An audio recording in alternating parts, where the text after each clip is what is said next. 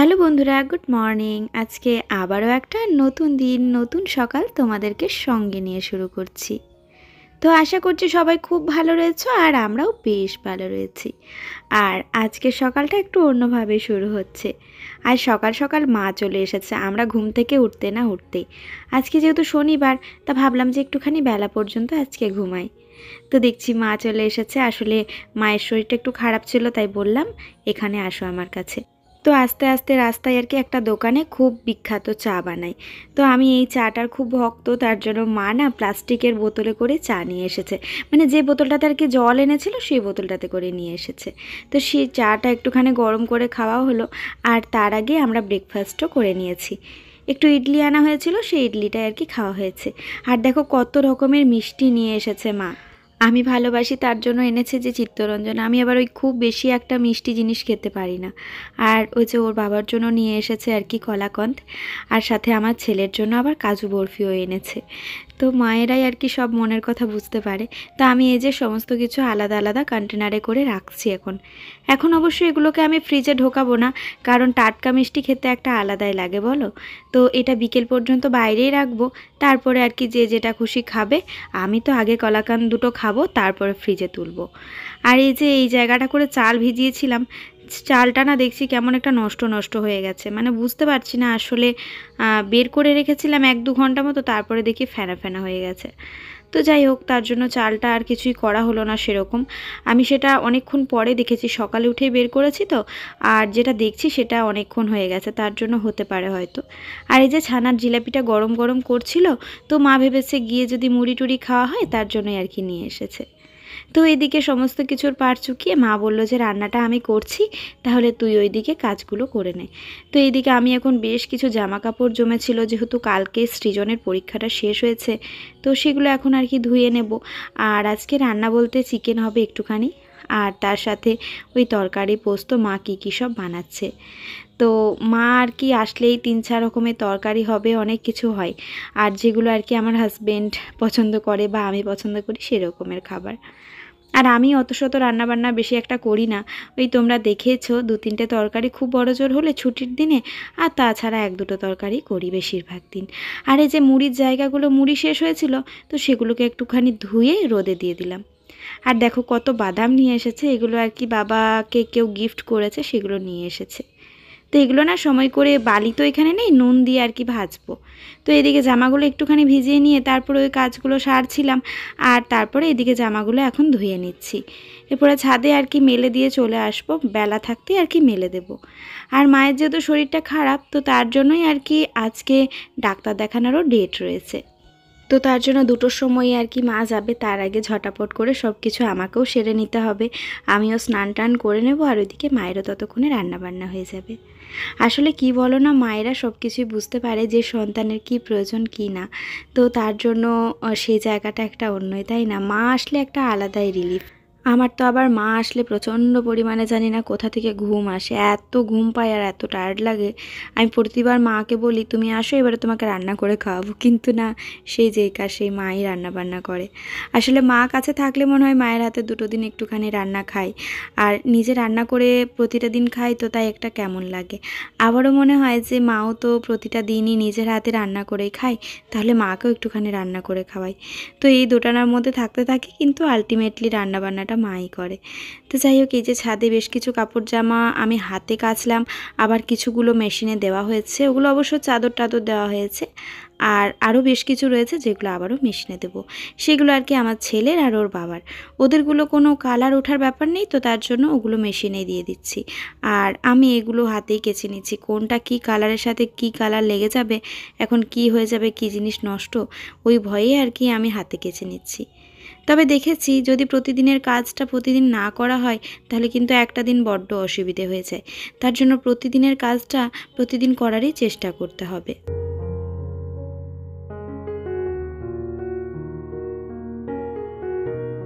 রবিবারে সকাল থেকে আবারও কন্টিনিউ করছি ভিডিওটা, কালকে আর কন্টিনিউ করা হয়নি। তো আজকে হচ্ছে রথযাত্রা, সবাইকে রথযাত্রার অনেক শুভেচ্ছা ভালোবাসা। আর সকাল সকাল মা না পুজোটা সেরে দিয়েছে। আমি ঘরের কাজগুলো করছিলাম, মা ঘরটা ঝাড়ু দিয়ে মুছে আর পুজোটা সেরে দিয়েছে। আর তারপরে আর কি আমি পুজো হওয়ার পর একটুখানি বেরোবো, মানে মা যেহেতু বিপত্তারিণীর ব্রতটা করে, তো কোথায় হয় সেটা আর কি জানা নেই। যাই হোক, এখন খোঁজ নিয়ে তারপর আর কি আসবো। আর তার আগে তোমাদেরকে একটু জগন্নাথের দর্শন করিয়ে দিলাম। এবার যখন পুরী গেছিলাম তখন আর কি ওগুলো নিয়ে এসেছি। আর এই যে কয়েকটা টুকটাক কাজকর্ম রয়েছে, আমি ঘুরে আসার পর সেগুলো আর কি এখন সারছি। এখানে সামনেই একটা জায়গায় পুজো হয়, সেখানে সন্ধ্যান নিয়ে আসলাম, সন্ধেবেলা করে টাকা দিয়ে আসবো। এই টাকা দিয়ে দিলে সেই পুজোটার একটা মানে ব্যাপার থাকে না। আর বিপত্তারিণীর অনেক নিয়ম, তো তার জন্য ঘরে করাটা খুব অসুবিধা। অসুবিধা বলতে আমার ঘরে অসুবিধা, কারণ আমার তো আলাদা করে কোনো ঠাকুর ঘর নেই। তো মা বিপত্তারিণীর অনেক নিয়ম রয়েছে যেগুলো আর কি একটুখানি আলাদাভাবে করাটাই ভালো। আমার আবার যেখানে সেখানে নামালে এও ছুঁয়ে দেবে, দৌড়ে দেবে, এই ধরনের ব্যাপার রয়েছে। যাই হোক, সেরকমই একটা সন্ধান পেয়েছি সামনেই কালী মন্দিরে। তো বিপত্তারিণী পুজোর দিনে আমি আর মা যাব। তখন তোমাদের সাথে মন্দিরটাও শেয়ার করব, তাই আজকে আর কিছু শেয়ার করলাম না। আর এই যে গাছগুলোতে একটুখানি জল দিয়ে দিচ্ছি। তবে জল বলতে এই ভেতরে ভেতরে মাটিতেই জল দেওয়া হয়, আর স্প্রে দিয়ে পাতাগুলোতে ধুয়ে নিই। তো সেটা সকাল করে প্রতিদিনই করে থাকি, কিন্তু তোমাদের সাথে আর শেয়ার করাই হয় না জানো। আসলে সারাটা দিনে 24 ঘন্টায় এত এত কাজ থাকে, কোনটা তোমাদের সাথে শেয়ার করবো আর কোনটা করব না এই নিয়ে বড্ড পাজলড হয়ে যায়। তো চেষ্টা করি যে যে কাজগুলো তোমাদের ভালো লাগবে সেগুলো শেয়ার করার তোমাদের সাথে। তোমাদের এত সুন্দর সুন্দর কমেন্ট, এত ভালোবাসা আমার ভীষণ ভালো লাগে, আর আমাকে পরের ভিডিও বানানোর জন্য অনেকটা বেশি উৎসাহিত করে তোলে। তো তার জন্য তোমাদেরকে অনেক অনেক ধন্যবাদ আমাকে এত ভালোবাসা দেওয়ার জন্য। তার মধ্যে কিছু মানুষ আছে না, খারাপ কমেন্ট ঠিকই করবে। তো এইরকমই একটি চ্যানেল থেকে আমার ভিডিওতে নানান রকমের খারাপ কমেন্ট আসছে। আমি এই নিয়ে দুদিন লক্ষ্য করলাম। আমি যদি আরও একদিন লক্ষ্য করি, অবশ্যই আমি কিন্তু এই চ্যানেলটির ব্যাপারে রিপোর্ট করব। তো আশা করছি তোমরা আমাকে সাথ দেবে। আমি দুদিন কিন্তু তার কমেন্ট রিমুভ করলাম, তৃতীয় দিন কিন্তু আমি সেটা করব না, এটাই আর কি আমি বললাম। আর যেহেতু তিনি রীতিমতো আমাকে কমেন্ট করছেন, তার মানে তিনি আমার ডেলি ভ্লগ দেখেন, তো তাই আপনাকে একটু সতর্ক করে দিলাম, এই আর কি। যাই হোক, এইদিকে আমি মায়ের রান্নাগুলো একটু শেয়ার করছি তোমাদের সাথে। আজকে রথযাত্রা, তাই নিরামিষ। পটল ভাজা হয়েছে, মুগের ডাল হয়েছে, ভাত হয়েছে। আর এখানে আমার মায়ের একটা স্পেশাল রেসিপি, এটা আমার মায়ের হাতে না দুর্দান্ত হয়। বেগুন দিয়ে, কুমড়ো দিয়ে, রাঙা আলু দিয়ে, আর সব কিছু যা যা সবজি থাকে সব কিছু দিয়ে একটা টক। তবে এর মধ্যে না বড়িটা পড়লে বেশ ভালো হয়, তো বড়িটা মিস হয়ে গেছে। আর এখানে ঝিঙে আলু টমেটো দিয়ে পুস্তো, আর তার সঙ্গে এই যে পায়েস। মায়ের হাতে নিরামিষ দিনে রান্না, আর তার সাথে পায়েস তো থাকবেই। এটাও আমাদের সবারই কিন্তু ভীষণ পছন্দের। তো তোমাদের সাথেও একটু শেয়ার করলাম। ওইদিকে মা রান্নাঘরটা গোছাচ্ছে রান্না বান্নার পরে, আর আমি এদিকে ছোটো ঘরে চাদরটা বিছিয়ে দিলাম। আসলে ছোটো ঘরে চাদরটা না বিছানোই ছিল, তারপর হচ্ছে রাত্রের দিকে আমাদের ওই ঘরে আবার এই বিছানাটাকে নিয়ে যেতে হয়, তো তখন আবার ওই ঘরে শোয়া হয়, সেটা একটা অন্য চাদর বিছানা হয়। আবারও এই যে চাদরটা বিছিয়ে সকাল থেকে আবার রেডি করে দিই বিছানাটা। তো দেখবে ঘরে দুটো কাজ যদি করা হয়, সব সময় ঘর কিন্তু ক্লিন থাকে। এক হচ্ছে কাপড় জামা গোছানো, এক হচ্ছে বিছানা গোছানো। তো এই দুটো কাজ আমার মনে হয় যেন না করলে ভীষণ একটা অস্বস্তি ফিল হতে থাকে। আর বেশি আলসেমিটা হয় কিন্তু কাপড় গোছানোতে, মানে যেটা আমার হয়ে থাকে আর কি।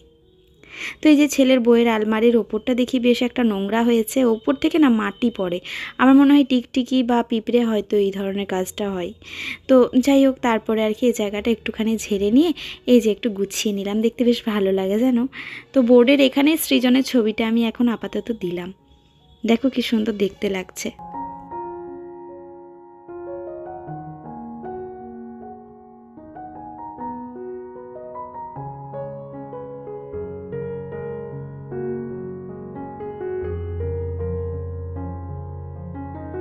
আজকে মানে রবিবার করে আর কি আমাদের বাঁকুড়াতে না ফুট বসে, তো সেই ফুটেই আর কি এই ধরনের যে টেবিল ক্লথগুলো বেশি ভালো পাওয়া যায়। তো সেখান থেকে আমি দুটো টেবিল ক্লথ এনেছি, সেগুলো দিয়ে আর কি এই জায়গাটা সুন্দর করে ভাবছি গোছাবো। তো সুন্দর করে এখনই গোছাতে পারবো কিনা জানি না আজকে, কারণ এই সমস্ত জিনিসগুলো ঢোকাতে গেলে একটা সময় লাগবে, আর অনেকটাই লেট হয়ে গেছে আর কি আজকে। তো যাই হোক বন্ধুরা, আমাদের নিত্যদিনের কাজ তো আমাদেরকে করতেই হবে, তার মধ্যেও আমরা একটুখানি বুদ্ধি খাটিয়ে হয়তো কাজটাকে শর্টে আনতে পারি, এই আর কি। আর দেখো এই টেবিল ক্লথের কালারটা না আমার ভীষণ পছন্দ হয়েছে, আর বেশ ভালো লাগছে সামনের থেকে দেখতে। যদিও বা ফোনে একটুখানি বেশি ব্রাইট লাগছে, কিন্তু কালারটা সত্যি অসাধারণ। আসলে কি বলো না বন্ধুরা, মানুষের কথাবার্তাই হচ্ছে মানুষের পরিচয়। তো মানুষের কথার দ্বারা বোঝা যায় সেই মানুষটির চারিত্রিক গঠন কেমন।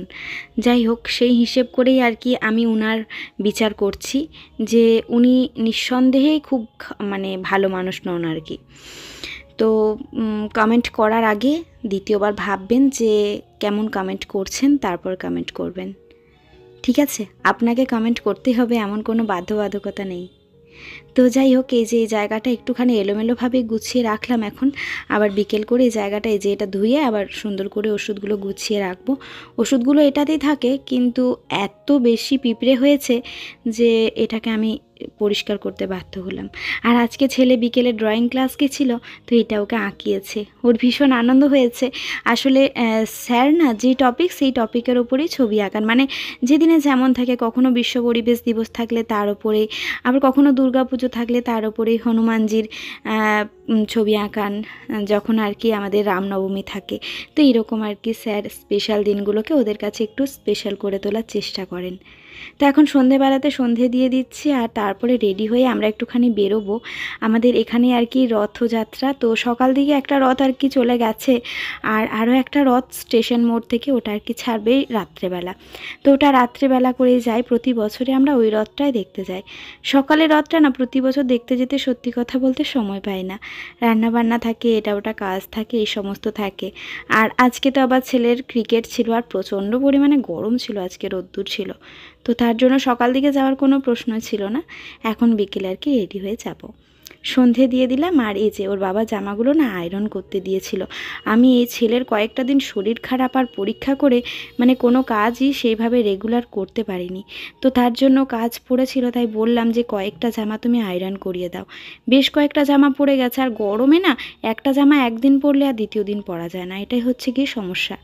তো দেখো এটাও তোমাদের সাথে শেয়ার করে দিলাম। এগুলো হচ্ছে শার্ট রাখার আর কি, আয়রন করে শার্টগুলো এর মধ্যে রাখলে সুন্দর থাকে, আর সাথে সহজে খুঁজে পাওয়া যায়। একটা তুললেই আর কি সেই কালারের শার্টটা দেখতে পাওয়া যাবে, তাই ভাবলাম যে তোমাদের সাথে একটুখানি শেয়ার করি। এই যে দেখো কি সুন্দর শার্ট রাখারটা না, দেখতে বেশ ভালো লাগছে।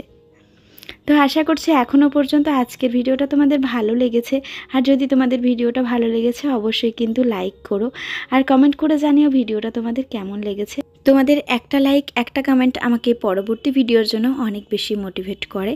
তো যাই হোক, এই যে আমরা রেডি হয়ে পড়েছি, এখন আর কি বেরোবো রথ দেখতে। আমার ছেলে, বাবা, মা, এদিকে ও রয়েছে। তো ছেলের একটু পাকা পাকা কথাগুলো তোমাদের সাথে শেয়ার করি। রথের মেলা হয় তোদের এখানে? তাই? কটা দোকান থাকে বলতো? চো দেখবো। রথের মেলা তো আমাদের রানীগঞ্জে হয়। সবাইকে শুভ রথযাত্রা। ওরে বাবালে, না গো সিনথেটিক নয়। এত অশান্তি মনে কেন তোমার? একটু করুক।